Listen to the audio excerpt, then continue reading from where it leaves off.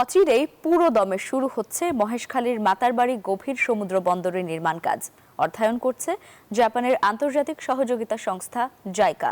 চট্টগ্রাম বন্দর কর্তৃপক্ষ বলছে এই গভীর সমুদ্র বন্দর হবে দেশের অর্থনীতির গেম চেঞ্জার।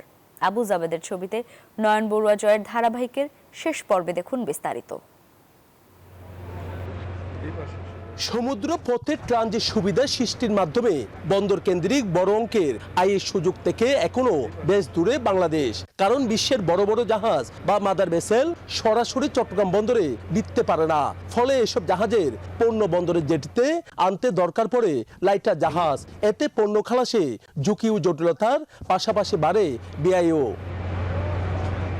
একই কারণে বন্দর কেন্দ্রিক অন্যান্য বাণিজ্য ক্ষেত্রেও পিছিয়ে বাংলাদেশ। তবে আশা জাগাচ্ছে মাতারবাড়ি গভীর সমুদ্র বন্দর প্রকল্প। এটি বাস্তবায়িত হলে সমুদ্র অর্থনীতিতে নতুন যুগে প্রবেশ করবে বাংলাদেশ। তবে নানামুখী জটিলতায় 24 কোটি টাকার এই মেগা প্রকল্প বারবার পেছালেও এবার দেখছে আলোর মুখ। অর্থায়ন করছে জাপানের আন্তর্জাতিক সহযোগিতা সংস্থা জাইকা। এটা আমরা গত মাস দুয়েক আগে করেছি এবং তাদের এখন যে মোবিলাইজেশন পিরিয়ড সেটা চলছে, তাদেরকে আমরা জায়গা বুঝিয়ে দিচ্ছি। অত সহসায় এটার গ্রাউন্ড ব্রেকিং সেরেমনি হবে, কাজ শুরু হবে। বন্দর কর্তৃপক্ষ বলছে প্রবৃদ্ধির মূল চালিকা শক্তি চট্টগ্রাম বন্দর। প্রতিযোগিতামূলক বিশ্বে টিকে থাকতে হলে বন্দরের সক্ষমতা বাড়ানোর বিকল্প নেই।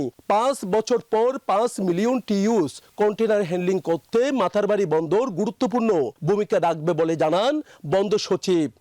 এটা দেশের অর্থনীতির জন্য সার্বিকভাবে অনেক বেশি ভূমিকা রাখবে এবং আমদানি রপ্তানিকারকরা উপকৃত হবে।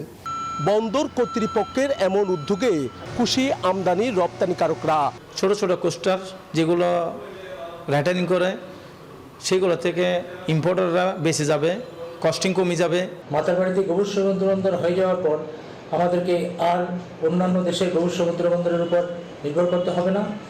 2029 সালের মধ্যে স্বপ্নের এই সমুদ্র বন্দর চালু হবে প্রত্যাশা বন্দর কর্তৃপক্ষের। নয়ন বড়ুয়া জয়, নিউজ 24, চট্টগ্রাম।